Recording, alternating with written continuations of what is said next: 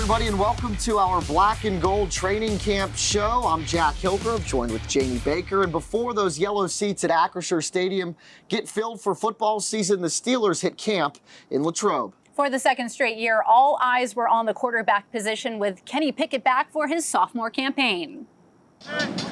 Last year at this time, we were getting ready for and getting used to life without Ben Roethlisberger, and with that brought competition to the quarterback position. 365 days later, there is no debate. Kenny Pickett is the starting signal caller. I feel like, I have more ownership of the offense. I understand the looks that I need to see to take the shots down the field. I think we saw a good amount of them last week, and that's something we want to continue to do and build on. If the shots are there, we're going to take them. You could sense that confidence and comfortability grow throughout camp this year with the former Pitt Panther. And two of the people responsible for drafting him are expecting a significant leap as he heads into his second season. And this is the second lap around the track for him, like it is all our second-year players. So I think it's reasonable for them to proceed with that knowing, and that knowing to be displayed in their production and the consistency of their play. And so he's no different than any other second-year player in that regard. It's just that he's our quarterback. Going from year one to year two, I'm very confident that we're going to be able, that everyone's going to grow. It's year two with Kenny, and I just seen what we did in the spring. I'm a believer that these guys, we can handle it. In year one, Pickett played in 13 games and started 12 of them. He threw for 2,404 yards, 7 touchdowns, 9 interceptions, and completing 63% of his throws. For the first few games, he sat behind former Bear and Bill Mitch Trubisky, who now welcomes the backup role. I know my role. I'm embracing it. I'm trying to help coach and teach these guys, but continue to get better at my craft as well. And I think just being back another year at St. Vincent with the same guys, same plays, same team, and all the same coaches, it just the continuity it gives you comfortable, so you're able to go out there and just play football. In the final 7 weeks last season, the Steelers finished 6-1 on their way to a 9-8 mark, and Pickett in those games only threw 1 interception. Heading into 2023, Pickett is using those final tilts from a year ago as a positive momentum builder heading into September. You definitely have familiarity with players and guys that I have reps with, so there's momentum in that sense of it. But, nothing that we did last year has any, effect on this season or give us any kind of leg up on anybody. But I think, being able to play with guys for a year, being an assistant for a year and have an understanding of how each guy plays, I think there's some kind of momentum there. The value of running backs in the NFL was a much talked about subject leading up to the team reporting to camp. Steelers running back Najee Harris and several other NFL backs took part in a Zoom meeting to discuss the apparent declining value in the position in the eyes of teams a few weeks ago. Harris says since running backs have a lot of assignments, their compensation should reflect that. It's not devalued at all. They just don't want to pay a running back. They just want to pay a running back. For us to see that, and 17 games they're asking us to do this and this and this. It's not once did we say, I thought the running back don't matter though. Why you asking me to do this? Ask the blah blah blah do this or this and that. We didn't once say that. Our job is to do that. So we know that's our job, and we run to that. Harris is entering the third year of his contract, which means he will be eligible for an extension after this season. For the first time since 2019, every player that started on the Steelers' offensive line from a season ago is back. But that doesn't mean additions weren't made. The Steelers went out and got a couple of guys via free agency and even traded up in the first round in the draft to draft an offensive tackle. So with that, let's take a deep dive into the 2023 Pittsburgh offensive line. Spending a season with them, spending a season with Pat, it's a lot good. Spending a season with the entire offense, so I'm a lot more comfortable with it now than compared to what I was last year. The offensive line for Pittsburgh has been a revolving door the last few seasons. In fact, this is the first time since 2019 that every starter is back from the year before. And head coach Mike Tomlin says that as those relationships grow, the team grows. Competition makes us better. Familiarity makes us better. Not only familiarity with what we're doing, but with each other. We've got some continuity to build upon. We got stiffer competition, which brings the best out in all of us. And that competition he's talking about is one of the biggest storylines in camp this year with the left tackle battle between Broderick Jones and Dan Moore Jr. And the rookie is taking these padded practices to focus not only getting better physically, but mentally as well. What it is for us is all mental. So after practice, those mental reps, getting it in, just figuring out what works for you, working on things that don't as much, and just trying to hone in on your skills. From a rushing standpoint, the Steelers averaged 4.2 yards a carry last season, which was tied for 8th fewest in the league, but the running backs are sensing improvement in that area. Yes, they said team run yesterday looked really good, and as long as they stay on that track, I feel like, it's going to be good for us. Now, it is early on in camp, and there's over a month left until the first game of the season, so there's still much to work on and improve on, but Daniel's already sensing progress in the offensive lineman room. The goal is to improve a lot from what we did last year, and so far, it's just day 2 in pads, so it's still early, but day 2 in pads, I think we've been improving so far. The Steelers reported to camp and settled into their dorm rooms in late July. That means moving lots of personal items into those rooms, including long snapper Christian Kuntz bringing a full-sized massage chair. He and punter Presley Harvin had some trouble unloading it and getting it down the steps, but they were able to get it inside in one piece. The players talked to the media after they got settled in and filled us in on how they were preparing for camp and how they got there, one of which was in a less than ideal way. I had an Uber. I still haven't got settled in all the way yet in Pittsburgh. So, I've been Ubering and staying in the hotels. And, so I'm just trying to get everything in order. But, I knew camp was coming up, so I really wasn't rushing anything. Did you get to know your Uber driver at all? Did he know who you were, where he was going to? Yeah, he knew who I was, which was shocking to me because he was a little bit older. But he didn't ask for an autograph, but he asked for a picture. I took a picture with him. Jones joked that the Uber ride only ended up costing him about $50. And with the exception of 2020 and 2021 due to the COVID pandemic, St. Vincent College, nestled in the hills of Westmoreland County, has been the summer home of the Steelers since 1966. Pittsburgh greats of past and present have spent countless hours in Latrobe preparing for the upcoming Steelers season.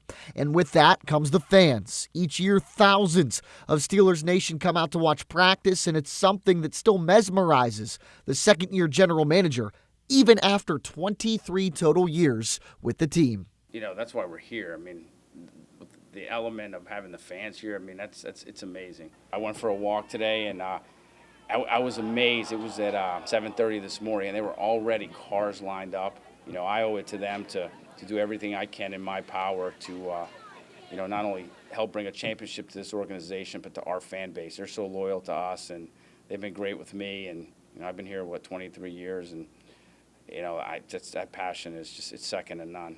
The Steelers opened their season at home for the first time since 2014 on September 10th against the 49ers. Week 2 is also at home. It's AFC North rival Cleveland coming to town on Monday night, September 18th at 8:15. The first road trip of the season is out west, Sunday night at 8:20 on September 24th against the Las Vegas Raiders. Week 4, likely the first rookie QB the Steelers will see. Former Ohio State Buckeye C.J. Stroud and the Texans take on Pittsburgh on October 1st at 1 p.m. Then you can throw out the rule book on October 8th. The Steelers take on their rivals, the Baltimore Ravens, for the first time of the season, this one at Acrisure Stadium at 1 p.m. Still to come here on this Black and Gold training camp show, one of the newest Steelers has one of the farthest back memories of St. Vincent College. What that means and how he's expecting to impact the defense coming up.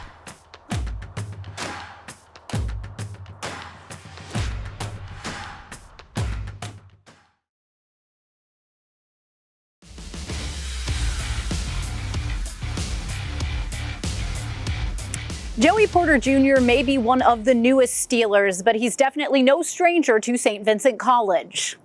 The 32nd overall pick by the Steelers out of Penn State has spent plenty of time in Latrobe. His dad, Joey Porter Sr., played for Pittsburgh from 1999 to 2006, then coached for the Steelers from 2015 to 2018. Porter Jr. was born in Bakersfield, California, but played his high school ball at North Allegheny just outside of Pittsburgh. But growing up in the Steel City as a youngster, he was around the Steelers organization at St. Vincent quite a bit. But weeks ago, for the first time, he stepped on the field as a player. I remember being in Rooney Hall with Dino Tomlin and Mason and all them, being in the bunk beds stacked up, and now I'm actually in my own room this time. I got my own bathroom, so it's a great experience. I'm happy, man. I remember being here when I was a young kid, being a ball boy, so now it's full circle. My dad's going to watch me practice now, so, it's a great experience. It's a great feeling. I'm just excited for it. I just remember Joey, running around, when he was little. I remember in the indoor facility, I used to be like, would somebody please tell Joey Porter Jr. to please get off the football field, little things like that. And it's kind of fun to see him grow and mature and be here in the role that he's at. Steelers GM Omar Khan said he really couldn't contain his excitement for this season and said that he feels this roster has been constructed to be competitive enough to compete for a championship. And despite Joey Porter Jr.'s dad playing for the Steelers and him playing his high school football in the Pittsburgh area, another reason why he couldn't be in a better spot, well, he's got a surefire first ballot Hall of Fame cornerback guiding him the way for his rookie season. Those guys are trying to give me the game, and I just appreciate them to really looking out, because not everybody gets to get that experience, and I'm getting that right now, so I'm blessed. The Steelers not only signed three-time first-team All-Pro cornerback Patrick Peterson to produce on the field, but to also mentor the rookie corner out of Penn State. And as far as Porter's learning goes, so far, so good. He's a sponge, man. He loves the game. He wants to know everything that is possible for him to know before his first game rolls around. So I'm excited to see his trajectory. Porter had his first interception in camp, but George Pickens made an absolutely ridiculous one-handed catch over him in one-on-ones. Now, even though there wasn't much Porter could do about it, Pickens still made the play, and Porter says you just have to move on. Next play, that's all you can say, next play. I mean, he got a crazy catch. That's what he do for a living. I feel like I got him at the line. It was perfect from on my part, but, you got a freak athlete you're going against. You got to expect those kind of plays to happen. You just got to brush it off, next play mentality. The thing I love about it, he's still competing. One-on-ones are not made for defensive backs. If we make a play, it's great for us, but it's getting us better to be in the hip pocket a little bit better. So for him, move on to the next play. Pickens and Porter have had quite the battles so far on the outside in camp, and head coach Mike Tomlin welcomes that and expects more of it elsewhere as camp rolls along. They're young guys, both trying to find a place for themselves in this thing and improve daily, and it's a natural thing that they come together and compete against each other, as I'm sure there'll be some other similar matchups that may draw your attention. The Steelers bye week 6 of 2023, so no football the weekend of October 15th. On the 22nd, though, Pittsburgh is back on the West Coast, taking on the Los Angeles Rams at 4:05. Then it's back at home on the 29th. Trevor Lawrence poised for a big year this year, and the Jacksonville Jaguars are in town for a 1 p.m. kickoff. Following the Steelers' date with Duval, it's the first of 2 Thursday night bouts for the Pittsburgh Steelers this season. Another rookie quarterback potentially, and Kentucky's Will Levis leading the Tennessee Titans November 2nd at 8:15. 10 days after the home matchup with Tennessee, it's the Aaron Rodgers-less Green Bay Packers.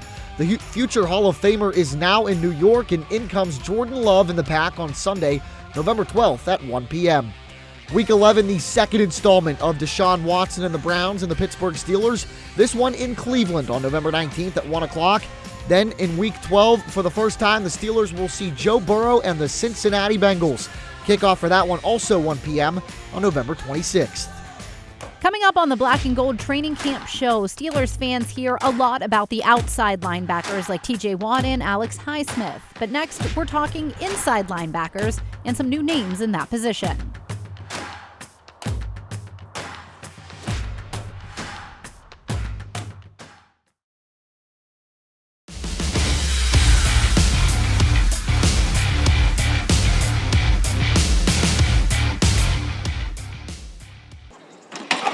When you think of the Steelers linebackers, the former Defensive Player of the Year, TJ Watt, and his partner in crime, who just got a new contract, Alex Highsmith, almost certainly come to mind first. But this season, Pittsburgh has a revamped inside linebackers room with Elandon Roberts coming over from Miami and Cole Holcomb from Washington, who told us he's ready to roll in 2023 after an injury held him back a year ago. No. I mean, it was like riding a bike. I was there were a couple plays I was a little too amped and got a little tunnel vision, but everything else was good. But you gotta just play your game. You go out there. Last season in Washington, Holcomb racked up 69 tackles in just 7 games, but during a full 2021 campaign, he had 142 total tackles. He and former Dolphin Elandon Roberts are new to the Steelers, but are expected to play a ton at inside linebacker. Holcomb says he and E are on the same page. Good friends, rooming together, so we're getting real close. I mean, I feel like we both have our strengths, have our weaknesses, so we both complement each other very well. Day 2 of practice on Friday, a hot one. It felt like 95 by the time it was over. Defensive lineman DeMarvin Leal, tight end Connor Hayward, and wide receiver Deontay Johnson had their days cut short due to the heat. But even though head coach Mike Tomlin dresses in all black, he loves the hot temps. Guys get an opportunity to develop and display conditioning. The atmosphere is challenging from an assignment standpoint in terms of staying wired in through fatigue and being able to execute, whether it's assignments or fine motor skills. It's just a really good environment for us to get to know them, for them to get to know themselves in a really challenging way. Now, those were the two guys that entered training camp with the Steelers, but just a few days into camp, the Steelers added to that inside linebacking core. Former Pro Bowler Quan Alexander joined the fold on a one-year deal, bringing additional competition to an already new-look inside linebacking room that also included off-season free signings Holcomb and Roberts. Yeah, most definitely. Hard-nosed football, hit hard, run, get the ball, and that's what type of player I am. Any kind of role they need me to play, I'm going to to go out here and do my job and make big plays. It was just God timing, I wasn't rushing it, being patient, and now it worked out for the best. A solid NFL player with a lot of in-game experience, and he's got both experience, but at the same time, he's still, I think, 28 years old, and I think competition is an awesome thing. We don't have any preconceived notions about a role. We got some very capable guys at that position. We'll put them in an environment like this and let them sort themselves out. Just really excited about the redevelopment of that positional room with E. Roberts and Cole and now him. And the final 6 games of the Steelers' regular season begins with the beginning of December. Former Steeler and Pitt Panther James Conner returns to Acrisure Stadium with the Arizona Cardinals. That game gets underway at 1 p.m. Then it's the second of 2 Thursday night installments in Pittsburgh, this time against the New England Patriots, who beat the Steelers inside Acrisure Stadium last season. Kickoff is Thursday, December 7th at 8:15. Then another rookie QB potentially on the Steelers' radar 10 days later in Indianapolis. Former Florida star and 4th overall selection in 2023, Anthony Richardson, and the Indianapolis Colts take on the Black and Gold. This one is scheduled for December 17th at a time to be announced. Back home 2 days before Christmas, a 4:40 kickoff on Saturday, the Steelers and the Bengals. Cincinnati lost to Pittsburgh at Paycor Stadium in 2022, but came to Acrisure Stadium last year and won. This one is underway at 4:30. That's the last home game of the season for the Black and Gold as they close out with 2 on the road this season. The first one out west on New Year's Eve against former WVU Mountaineer Geno Smith and the Seattle Seahawks. That's at 4:05. Then the final game of the season for the Steelers is a divisional bout with Lamar Jackson and the Ravens, Sunday, January 7th at a time to be announced. Last year, the Steelers' second-to-last game was in Baltimore when Kenny Pickett led a game-winning drive to beat Baltimore on a touchdown pass to Najee Harris.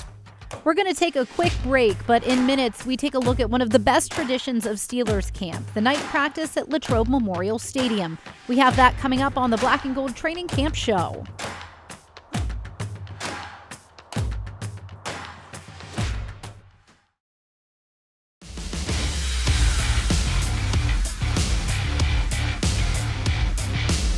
And one of the traditions the Steelers do at training camp, their annual Friday Night Lights practice that they haven't had in a couple of years due to the pandemic and some inclement weather last year. It saw nearly 15,000 fans flood Latrobe Memorial Stadium downtown from all over the place. Friday Night Lights, bringing the players back to their high school days. I mean, I've been here before, I'm not going to lie, so I was kind of used to it. But just being out here in my own cleats, it was good. I had fun out here. 13,957 members of Steelers Nation flooded Latrobe Memorial Stadium, the most attended Friday Night Lights practice ever. Despite people coming from all over, Ohio Valley natives made their way to Latrobe as well. I've been a lifelong Steeler fan and just love the atmosphere that's brought here. Brother called, he had some extra tickets. I said, for sure, we'll come. And he couldn't ask for a better night. And just being this close to the Steelers and the practice, you just got to love it. Fans from 29 states, D.C. and Canada attended, which created a pretty darn cool environment for a father-son moment. Definitely a special moment. It's actually kind of crazy how it was all set up. We was tag teaming autographs and everything like that, so it was great. I'm still not used to it. When they say my name, I'm thinking they think of my dad's name, but they really want me to sign their stuff. So, I mean, I'm just happy to be here, man. Of course, the players are excited about getting under the lights and practicing for all those fans, and the fans, well, they're just as pumped. People come from all over the world just to catch a glimpse. It's really special to me because, we're just such big fans, Yeah. And being able to see Kenny Pickett, real close to our home, it's nice. We really love the Steelers. Our whole family has loved the Steelers for a long time. So I really love TJ Watt. I'm hoping he could sign this. So TJ, if you see this, I came here for you, I missed my graduation, so you just sign something for me. Thank you. They're going to make the playoffs. If Let's they win a hope they game, will. that would be awesome. But Yeah. I think they're going to surprise a lot of people. We have a very talented roster, and And we got rookies this year, and let's hope they improve. We even got Highsmith. I got his autograph also, so. yeah, very excited about what Omar Khan's done for the team. Before we go, let's take a look back at the perfect preseason that was for the Pittsburgh Steelers. They opened the 3-game set in Florida against the Tampa Bay Buccaneers. The Steelers got a pair of long touchdown passes, including one from Kenny Pickett to George Pickens, as the Black and Gold picked up a 27-17 win. The Steelers were at home for Game 2 as they welcomed the Buffalo Bills. All starters saw about a quarter and a half of action. The offense scored on both possessions while the defense kept the Bills out of the end zone. The Steelers came out with a 27-15 victory. Finally, the preseason wrapped up in Atlanta, and the first-team offense racked up 2 more TDs. Najee Harris and Jaylen Warren both found the end zone, and the defense battened down the hatches as the Steelers grabbed a 24-0 win and wrapped up the preseason with a 3-0 record. Well, that will just about do it for our Black and Gold training camp show, as our deep dive on the 2023 Steelers is all but complete. Hard to believe football season is back. Thank you for joining us for this special, and make sure to follow along all season as we cover the Pittsburgh Steelers.